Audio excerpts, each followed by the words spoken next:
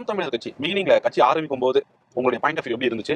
இப்போ தேர்தல் ஆணையத்தினால மாநில கட்சியை ஒரு அங்கீகாரம் பெற்றிருக்கு. இது வரைக்கும் இது எப்படி பாக்குறீங்க சார்? அன்றையில இருந்து அதாவது மதிமுக கூட மிகப்பெரிய தொண்டர் பலத்தோடு இயங்க இயக்கம்.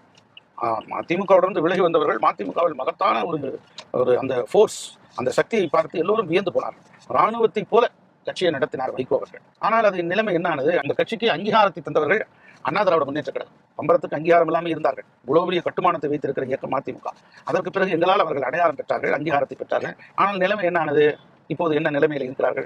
இதே நிலைதான் நாம் தமிழர் இயக்கத்திற்கும் வரலாம். ஏனென்று சொன்னால் அவர்கள் மக்களோடு இணைந்திருக்க வேண்டும், இசைந்திருக்க வேண்டும். அதாவது மழைநீரை போல சுத்தமாகவும் ஒரு உப்பை போல் எளிமையானவர்களாக இருக்க வேண்டும். அவர்கள் தமிழ் பேசுகிறார்கள், நான் வரவேற்கிறேன். இனம் மொழி பண்பாட்டால் கவர்கிறார்கள், வரவேற்கிறேன். அதே சமயத்திலே ஒரு தீவிரவாத தன்மையோடோ அல்லது ஒரு திசை திருப்புற தன்மையோட இளைஞர்களை வழிநடத்தினால் அது அடுத்தடுத்து வருகிற இளைஞர்கள் உங்கள் இயக்கத்தை நோக்கி வருவதற்கு தயங்குவார்கள், நம்பிக்கை இழந்து விடுவார்கள். இதுதான் எங்களுடைய பார்வை.